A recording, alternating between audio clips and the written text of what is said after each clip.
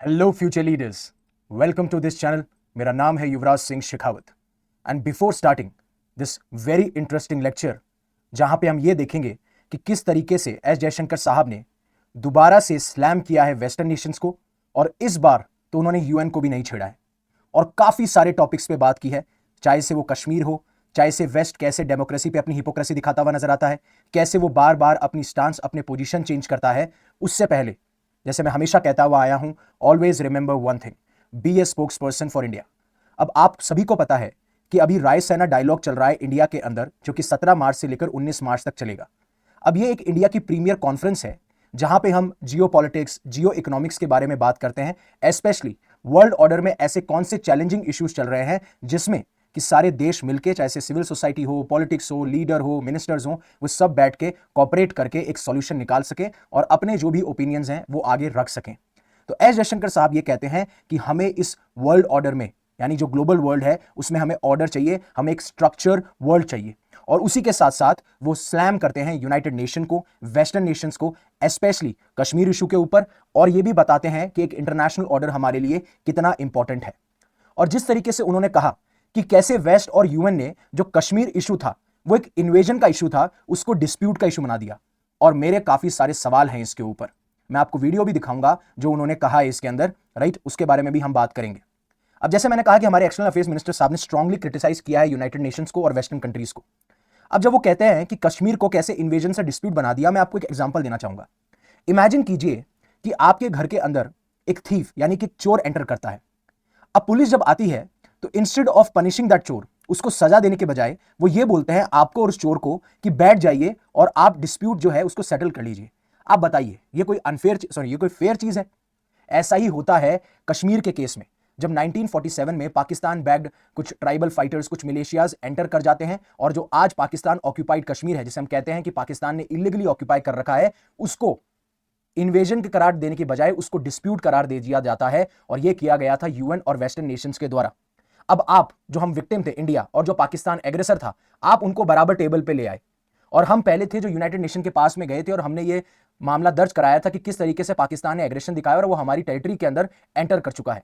और आपको भी पता है कि हम सब कहते हैं कि वर्ल्ड ऑर्डर पीसफुल हो, स्टेबल हो, स्ट्रक्चर्ड हो, उसके लिए हम सबको जिस भी देश की टेरिटोरियल इंटीग्रिटी और सोवरेनिटी को रेस्पेक्ट करना बहुत जरूरी है। और उसमें काफी सारे देशों को वो स्लैम करते हुए नजर आते हैं, चाहे से वो यूएस हो, यूके हो, कनाडा हो, बेल्जियम हो। इन सारों के बारे में बात करते हैं कि कैसे ये एक दूसरे के साथ में सपोर्ट करते हुए इस इशू को, उन्होंने इन्वेजन को उन्होंने डिस्प्यूट बना दिया। मैं आपको वीडियो में दिखाना चाहता हूं जो उन्होंने कहा कॉन्फ्रेंस के दौरान। और ये जो सेशन चल रहा था उसका नाम था थ्रोन्स एंड थॉर्न्स, राइट। इसके ऊपर बात की जा रही थी, तो एक बार सुनिए कि हमारे जयशंकर साहब ने क्या कहा इसके बारे में।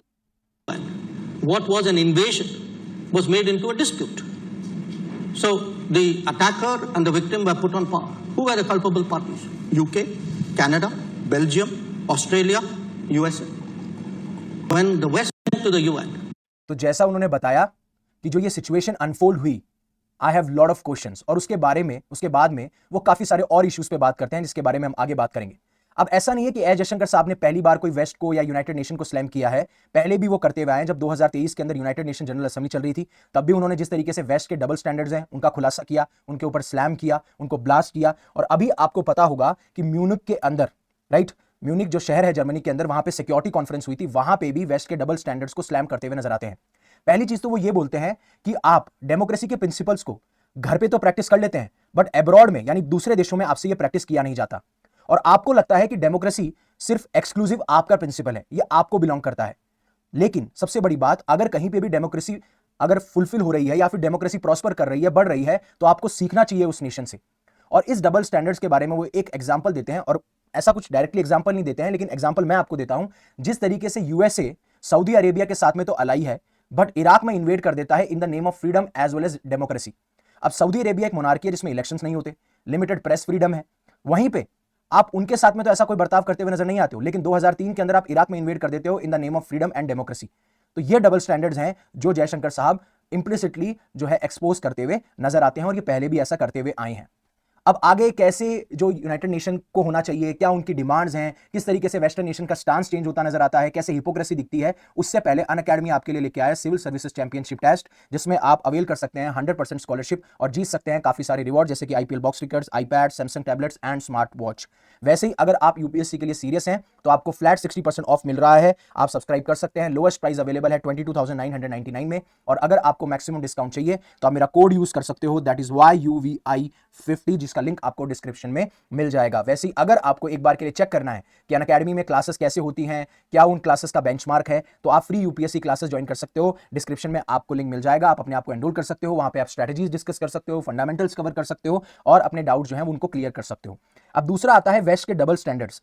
अब जयशंकर साहब ये बोलते हैं, जिस तरीके से वेस्टर्न कंट्रीज जब भी किसी और कंट्री में मिलिट्री इंटरवेंशन करती है या फिर वो इन्वेड करती है तो उसको वो जस्टिफाई कर देते हैं on the principles of freedom, on the principles of democracy, right. जैसे कि उन्होंने इराक और अफगानिस्तान में इन्वेड किया था। बट अगर कोई दूसरी कंट्री वेस्ट में कोई एक्शन लेना जाए तो वो ये साफ साफ कह देते हैं, कंडेम कर देते हैं कि आप हमारे मैटर के अंदर इंटरफेयर मत कीजिए, और उसको टेररिज्म करार दे देते हैं, उसको हार्मफुल बता देते हैं, उसको डेंजरस बता देते हैं उन्हीं नेशंस के लिए। लेकिन जब आप दूसरी कंट्री में इन्वेड करते हैं तब आप ऐसा क्यों नहीं सोचते हैं? और ये साफ साफ कहा था कि, और वो आर्ग्यू करते हैं कि एक ही स्टैंडर्ड सारे नेशंस के होना चाहिए, डिफरेंट डिफरेंट रूल्स नहीं होने चाहिए कि डिफरेंट रूल्स वेस्ट के लिए हैं और बाकी सारे नेशंस के लिए डिफरेंट रूल है। फिर तीसरी बात करते हैं वो मिलिट्री कूप की, कि एक रूल आप बना देते हैं ईस्टर्न नेशंस के लिए और एक रूल आपने बना रखा है वेस्टर्न नेशंस के लिए। जयशंकर साहब ने यह कहा कि वर्ल्ड जो है वो डिफरेंटली रिएक्ट करता है मिलिट्री कूप्स पे। फॉर एग्जाम्पल, जब मिलिट्री कूप म्यांमार में हुआ तो आप उसको ग्लोबल लेवल पे ले गए, राइट। आपने उसको ग्लोबल लेवल पे पॉलिटिसाइज कर दिया या फिर ग्लोबल लेवल पे आपने उसको फेमस करवा दिया। बट जब अफ्रीका के अंदर, नाइजर में, चड में, सूडान में जब ये मिलिट्री इंटरवेंशन हुए या फिर सॉरी मिलिट्री कूप्स हुए, तब कहां थे आप? तब तो आपने उनको फेमस नहीं किया, तब तो आपने उनको ग्लोबल स्टेज पे उनका नाम नहीं लिया, तब ऐसी क्यों बातें कर रहे थे आप? तो ये सारी चीजें जो है वो दर्शाती हैं। फिर कैसे यूएसए या फिर वेस्टर्न नेशन जो है अपना नैरेटिव चेंज करते हुए नजर आते हैं। फॉर एग्जाम्पल, जब तालिबान की बात की जाती है तो पहले बोलते हैं कि तालिबान को हम एक टेररिस्ट ऑर्गेनाइजेशन मानते हैं और कभी भी हम इंटरनेशनल पॉलिटिक्स में उनको इन्वॉल्व नहीं करेंगे, हम उनको दूर ही रखेंगे। बट फिर आप ओस्लो नॉर्वे में और दोहा कतर में क्यों फिर पीस टॉक्स रखते हो और तालिबान को इन्वाइट करते हो, और फिर दोबारा से आप बोलते हो कि तालिबान जो है ऑपरेसिव है, तालिबान जो है एक तरीके से टेररिस्ट ऑर्गेनाइजेशन है, वो डेमोक्रेसी के लिए अच्छा नहीं है। तो ये जो स्टांस आप चेंज कर रहे हो ना, ये कहीं ना कहीं आपकी हिपोक्रेसी और डबल स्टैंडर्ड्स को रिफ्लेक्ट करता है। तो जयशंकर साहब ये बोलते हैं कि जयशंकर साहब लिटरली में चाहते क्या है?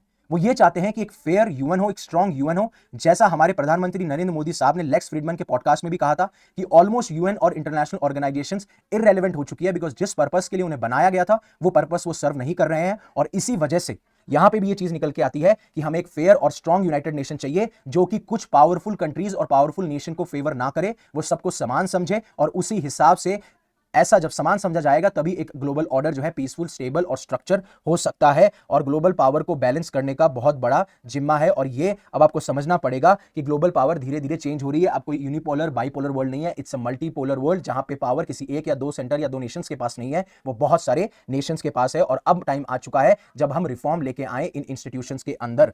और मिनिस्टर ये कहते हैं कि जिस तरीके से पास्ट 8 डिकेड्स में हमारी ऑर्गेनाइजेशंस ने, हमारे इन इंस्टीट्यूशंस ने, हमारे वर्ल्ड ने कैसे कैसे फंक्शन किया है, उसका ऑडिट होना जरूरी है, जिससे कि हम आगे आने वाले टाइम पे कुछ ऐसे स्टेप्स ले सकें जिससे कि ग्लोबल वर्ल्ड ऑर्डर जो है वो स्टेबल रहे। और साथ साथ ये कहते हैं कि जिस तरीके से बैलेंस ऑफ पावर चेंज हो रहा है, ग्लोबल डायनेमिक्स चेंज हो रही है, ये चीजें इंटरनेशनल सिस्टम में भी रिफ्लेक्ट होनी चाहिए। हमें एक डिफरेंट कन्वर्सेशन करनी पड़ेगी अगर हम एक डिफरेंट वर्ल्ड चाहते हैं तो, क्योंकि आपने सुना होगा कि अगर आप एक सेम काम करोगे तो आपको वही रिजल्ट मिलेगा, आपको अगर डिफरेंट रिजल्ट चाहिए तो आपको डिफरेंट मेथड्स और डिफरेंट प्रोसीजर्स अपनाने पड़ेंगे। और वहीं अगर आप सीसेट में अंडर कॉन्फिडेंट हैं, आपको लगता है कि आपकी जीएस में तैयारी हो चुकी है बट आपने सीसेट में इतना टाइम नहीं दिया है, तो मधुकर कोटावे सर अपना एक पर्सनलाइज्ड कोर्स लेके आए हैं जो कि अवेलेबल है 2999 के अंदर, आपको डिस्क्रिप्शन में लिंक मिल जाएगा। और अगर आपको बैचेस में एनरोल करवाना है, जैसे नीव 2028, प्रारंभ 2026, आरंभ 2026, इग्नाइट 2026, नीव 2028, जिसमें कि मैं इकोनॉमिक्स की एनसीईआरटीज ले रहा हूं, बच्चे बहुत प्यार दिखाते हुए नजर आ रहे हैं। उससे पहले मैंने साइंस एंड टेक और एनवायरमेंट की एनसीईआरटीज ले ली है, एंड आई प्रॉमिस एक बार आप मेरे एनसीईआरटीज के कोर्स देख लोगे तो आपको एनसीईआरटीज पढ़ने की जरूरत नहीं है। आप डिस्क्रिप्शन में मेरा लिंक ले सकते हैं। अगर आपको लिंक से कोई दिक्कत आती है तो आप कमेंट सेक्शन बता सकते हैं, I will be happy to comment upon that. वहीं प्रीलिम्स 2025 क्रैश कोर्स के लिए हम लेके आए जीएस प्लस सीसेट का कोर्स, जो कि अवेलेबल है 9999 के अंदर। और सबसे खास बात यह है कि अगर आप प्रीलिम्स निकालते हैं तो मेंस की प्रिपरेशन है free of cost. It will be on us, it will be our responsibility. You just need to clear the prelims and we are waiting for you on the other side, right? So thank you very much for listening to me and giving me your precious time. Stay safe, stay happy. Shabak hai.